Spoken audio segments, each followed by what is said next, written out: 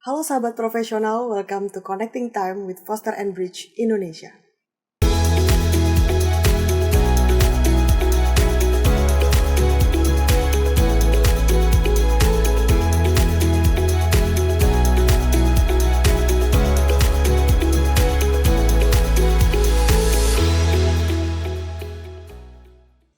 Pada kesempatan kali ini, saya Sandra Devita Kusumaningsari yang akan membawakan sesi kali ini dan akan membahas mengenai how to resolve deadlock in negotiation.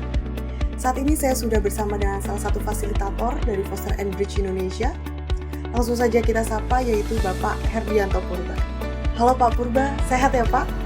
Baik, kabar baik dan sehat-sehat selalu. Baik Pak Purba, terima kasih sudah menyempatkan waktunya untuk bisa sharing bersama Foster & Bridge Indonesia. Namun sebelum kita memasuki pembahasan kali ini, boleh Pak dijelaskan terlebih dahulu kepada sahabat profesional mengenai aktivitas sehari-hari dan yang menjadi background pekerjaan dari Pak Purba. Silakan Pak. Baik, terima kasih. Ya, jadi background saya memang sejak tahun 2001 itu saya sudah terjun di bidang pelatihan atau training. Jadi saya mengajar di berbagai perusahaan atau di berbagai organisasi. Selain mengajar, saya juga memang tentunya harus banyak membaca ya. Jadi aktivitas saya juga membaca dan juga menulis buku. Selain itu saya juga membantu istri, keluarga di dalam menjalankan bisnis online-nya. Demikian. Baik, terima kasih Pak Purba atas perkenalannya. Dalam bernegosiasi, terkadang kita menemukan jalan buntu atau deadlock. Tentunya hal ini akan menguras waktu dan energi. Keterampilan negosiasi yang kita miliki akan sangat membantu untuk bisa keluar dari situasi seperti ini.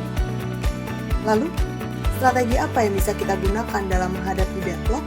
Dan gaya negosiasi apa yang sebaiknya kita gunakan?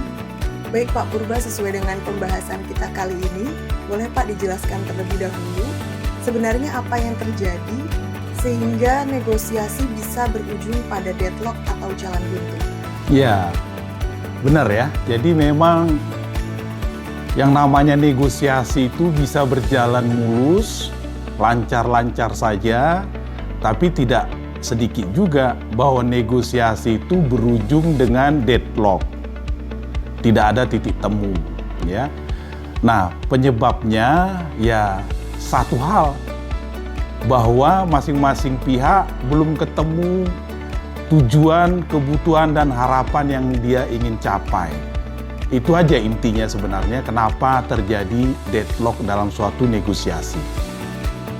Baik Pak, terima kasih. Lalu apa Pak kondisi yang menyebabkan deadlock dalam sebuah negosiasi? Ya, kondisi-kondisi yang bisa menyebabkan deadlock dalam suatu negosiasi, ya, yang pertama itu bisa terjadi karena persiapan. Jadi masing-masing pihak memang memiliki persiapan yang minim atau tanpa persiapan, lalu maju bernegosiasi. Sehingga ketika proses negosiasi berlangsung, variabel-variabel yang kita gunakan itu terlalu sedikit. Sehingga akhirnya bisa menyebabkan deadlock. Ya, tidak kaya dengan variabel-variabel yang bisa dikonsesikan atau dipertukarkan. Yang kedua, kenapa suatu negosiasi itu bisa berjalan deadlock? Karena pertama itu juga kaku, ya. Artinya pihak-pihak yang bernegosiasi itu orangnya kaku. Kaku dalam arti kata maksudnya adalah tidak luas, tidak fleksibel menggunakan berbagai variabel. Jadi kalau misalnya si A dan si B bernegosiasi, si A ini ngotot hanya mau mendapatkan A gitu ya. Sedangkan si B maunya mendapatkan B terus, nggak mau mencoba memikirkan apa sih konsesi yang bisa lagi kita dapatkan dari masing-masing pihak selain A atau B gitu. Jadi kalau istilahnya dalam negosiasi itu, supaya kita tidak kaku, jangan menegosiasikan posisi. Nah, posisi dalam arti kata itu yaitu tadi kaku, hanya menegosiasikan hanya satu hal, padahal satu hal itu bisa kita pertukarkan dengan variabel-variabel yang lain, gitu ya. Yang ketiga, kenapa negosiasi bisa berjalan akhirnya deadlock? Karena bisa jadi ya, karena kondisi-kondisi tertentu memang. Misalnya, satu pihak itu memegang hak monopoli. Jadi ada suatu produk, ya, dan hanya ada dia yang mempunyai produk tersebut. Jadi nggak ada yang lain. Akhirnya dia merasa sewenang-wenang. Nah, itu menjadi kekakuan, terjadinya deadlock dalam suatu negosiasi, ya. Pemegang hak monopoli, atau bisa juga misalnya kalau di dalam berhubungan dengan pemerintahan misalnya, ya, pemerintah itu yang memegang regulasi atau hak-hak hukum tertentu yang orang lain nggak punya gitu. Nah, ini yang menyebabkan seringkali negosiasi menjadi deadlock. Demikian. Wah, menarik ya Pak ya. Berarti dari penjelasan Bapak tadi nih Pak, apakah deadlock ini juga bisa berasal dari ego dari masing-masing negosiator itu sendiri Pak? Ya, betul sekali. Ya. Jadi memang dalam negosiasi itu tidak terlepas juga dari tipe-tipe orangnya dan ego-ego masing-masing ya. Jadi kalau misalnya masing-masing pihak merasa butuh, satu pihak merasa butuh sedangkan pihak lain tidak merasa butuh, nah ini akhirnya kan masing-masing mempertahankan egonya sehingga mempersulit kita di dalam suatu negosiasi. Ya, padahal sebenarnya seorang negosiator yang profesional itu dia jangan main personal, ego, tapi lihatlah varian-varian, variabel-variabel yang bisa kita negosiasikan. Karena negosiasi itu kan selain seni, itu ada juga ilmu dan seninya gitu ya, seni ya. Fleksibel lah dalam bernegosiasi. Yang kedua, kenapa ego pribadi juga bisa terjadi dalam suatu negosiasi? Itu memang tidak terlepas tadi saya katakan terkait dengan karakter orangnya. Ya, ada memang karakternya itu kekeh gitu ya, kaku gitu ya, nggak bisa digoyang, nggak bisa dikasih alternatif. Makanya memang di dalam suatu negosiasi persiapan di awal seperti tadi saya sampaikan itu harus benar-benar kita siapkan gitu supaya kita juga bisa mengenal karakter-karakter ego masing-masing orang itu. Nah, kalau kita di awal sudah bisa memahami tipikal karakter-karakter orangnya atau mitra negosiasi kita, nanti pada saat kita bernegosiasi itu akan jauh lebih memudahkan kita untuk mengurangi permasalahan-permasalahan ego ini tadi. Artinya kalau tipe orangnya misalnya keras, mau menang sendiri gitu ya. Nah, strategi-strategi sudah kita siapkan untuk menghadapi tipikal orang yang ego tadi. Demikian. Terima kasih Pak Purba atas penjelasannya. Lalu Pak, dalam negosiasi ini kan kita mengenal beberapa gaya dari negosiasi. Pertanyaannya adalah saat menghadapi deadlock sebaiknya kita menggunakan gaya negosiasi yang seperti apa? Ya, jadi sebenarnya begini ya, di dalam bernegosiasi itu sebenarnya banyak gaya yang kita sebutkan gaya negosiasi. Ada beberapa gaya lah kita katakan ya. Yang pertama kalau boleh saya sebutkan itu adalah gaya negosiasi yang tipenya bulldozer. Ya, kalau bulldozer itu kan gayanya itu mau menang sendiri gitu ya. Mau menang sendiri sementara tujuan dan harapan kebutuhan dari pihak mitra negosiasi agak sedikit kita abaikan. Nah, itu kita mau menang sendiri, yang namanya gaya negosiator yang bulldozer, main tabrak saja. Yang kedua, ada juga yang disebut dengan gaya kebalikannya, yaitu gaya duta besar. Gaya duta besar itu dia ngalah sifatnya, ya, hanya mementingkan kepentingan mitra negosiasinya, sementara tujuan dan harapan kita sendiri kita korbankan, kita kalahkan. Nah, ini namanya tipe gaya negosiasi yang duta besar. Ya, kita hanya lebih mementingkan membangun hubungan daripada mencapai tujuan yang mau kita harapkan. Yang ketiga, itu adalah gaya negosiasi yang disebut dengan order taker. Order taker ini adalah gaya negosiasi di mana kita tidak terlalu berani untuk menyampaikan apa yang menjadi tujuan dan maksud kita, dan kita juga kurang terampil di dalam membangun relationship atau hubungan baik dengan mitra negosiasi kita. ya, kita hanya nerima saja, gitu ya. Dan yang keempat, yang terbaik adalah gaya negosiasi yang profesional. Yang disebut dengan gaya profesional ini adalah di mana kita bernegosiasi. Kita harus menyampaikan ide-ide, tujuan-tujuan, dan harapan-harapan kita dengan lebih baik. Dan ketika kita menyampaikan tujuan-tujuan kita tadi, kita jangan lupa juga jadi membangun hubungan relationship jangka panjang. Nah, jadi di dalam bernegosiasi saat kita menghadapi deadlock, gaya mana sih yang harusnya kita gunakan? Saran saya sih tetap menggunakan gaya negosiator yang profesional, ya. Baik dalam keadaan negosiasi yang mulus maupun di dalam negosiasi yang deadlock. Karena di dalam gaya negosiasi profesional, meskipun terjadi deadlock, negosiator profesional tidak menyerah begitu saja.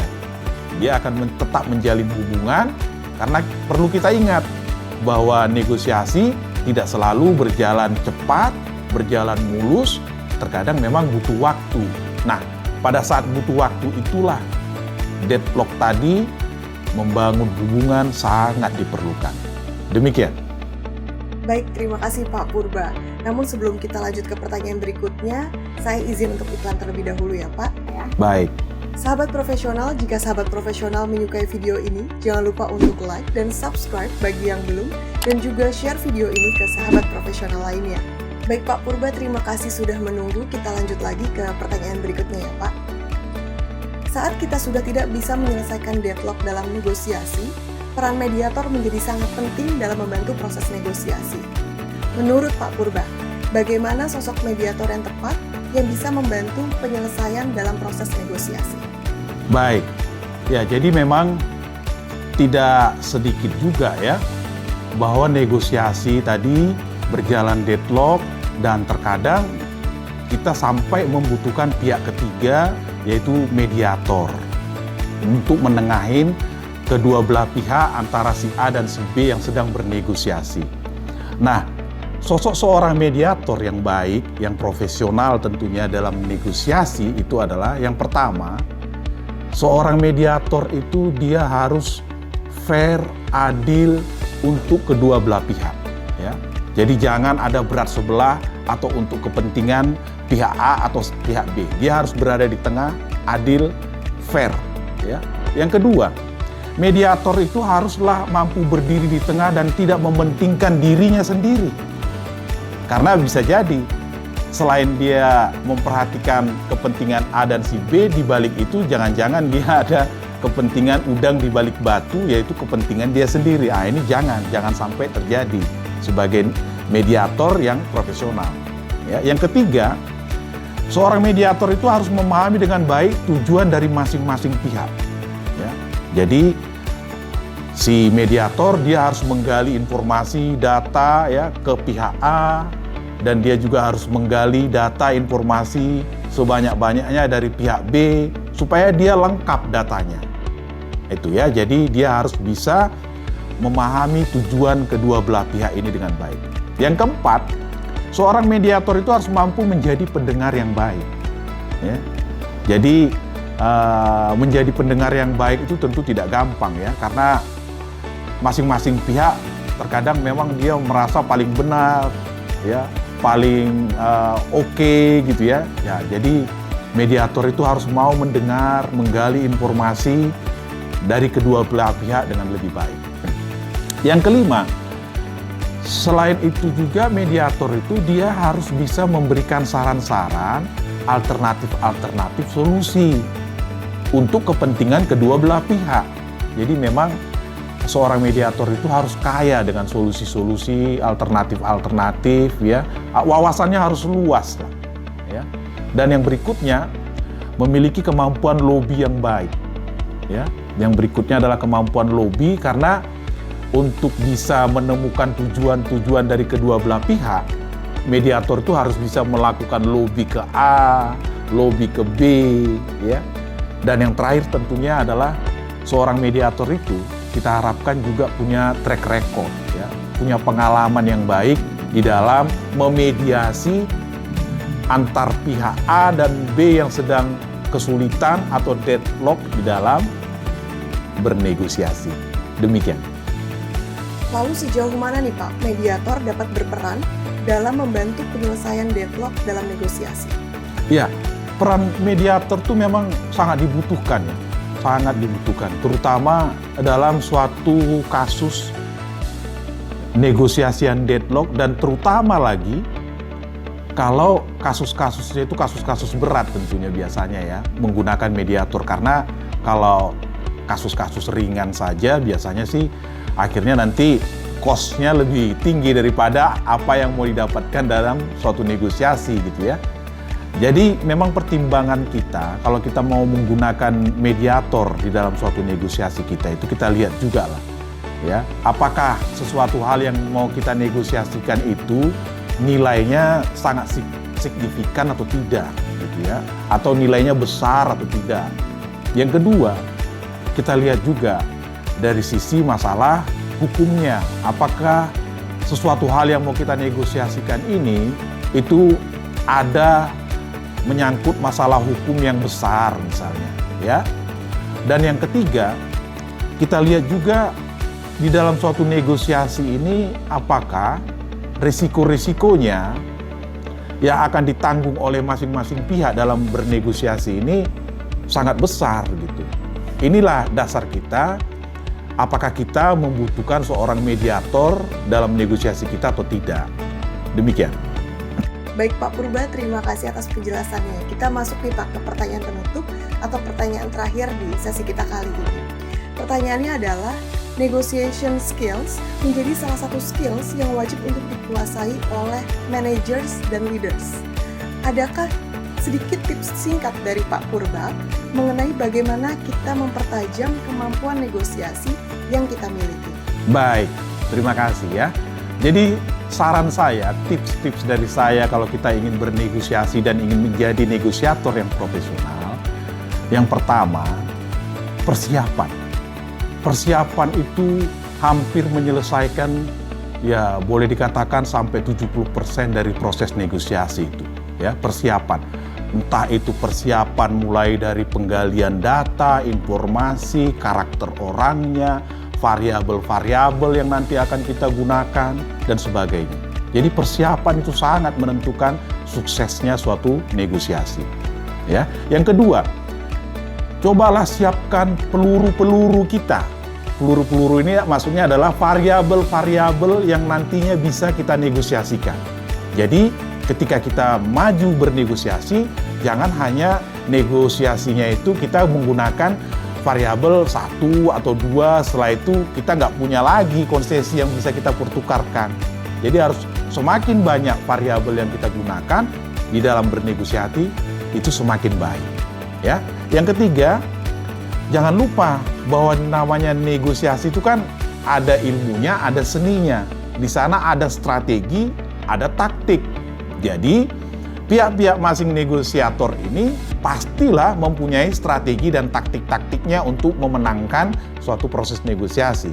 Nah, oleh karena itu kita harus belajar juga ya, menggunakan skill-skill, strategi dan taktik dalam bernegosiasi. Tidak hanya dalam proses menegosiasikan, tapi juga dalam strategi dan taktik bagaimana cara mengcounter strategi dan taktik dari pihak lawan atau pihak mitra negosiasi kita. Kalau si mitra negosiasi kita menggunakan strategi harga misalnya, kita harus mengcounternya dengan apa? Kalau menggunakan strategi buying time, kita harus mengcounternya dengan apa? Nah, ini strategi yang juga harus kita persiapkan. Kemudian yang keempat, kita jangan kaku dalam bernegosiasi. Ingat, jangan kaku. Kita harus fleksibel. Nah, fleksibilitas kita ini tadi, itulah tergantung dari kesiapan kita dan variabel-variabel atau peluru-peluru yang kita persiapkan tadi. Tapi kalau peluru dan variabel-variabel kita tadi sedikit, nah inilah yang bisa menyebabkan kita jadi kaku orangnya. Ya. Yang kelima, jangan bawa kesulitan di dalam bernegosiasi ini menjadi urusan personal. Seringkali orang baperan gitu. apa-apa dibawa ke pribadi, sakit hati gitu ya. Itu nggak boleh di dalam bernegosiasi. Negosiator yang profesional, dia tidak baperan. Dia memikirkan alternatif, cara-cara lain.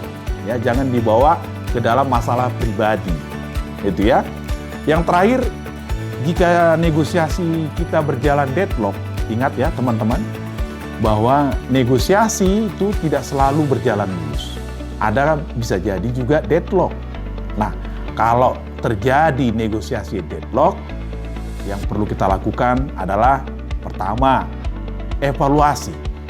Cara-cara kita tadi apa yang salah, apa yang kurang pas, apa yang kurang siap. Ya, supaya untuk maju berikutnya kita bisa menjadi lebih baik lagi.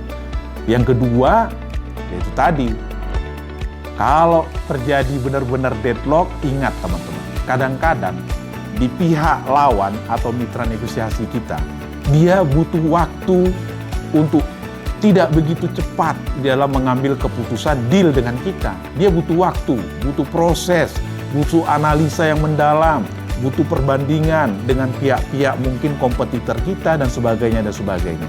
Oleh karena itu, jangan putus asa. Nah, dan berikutnya tetap membangun hubungan baik. Ada kalanya suatu negosiasi itu berjalan cepat, ada kalanya negosiasi juga bisa berjalan prosesnya panjang dan lama, butuh waktu.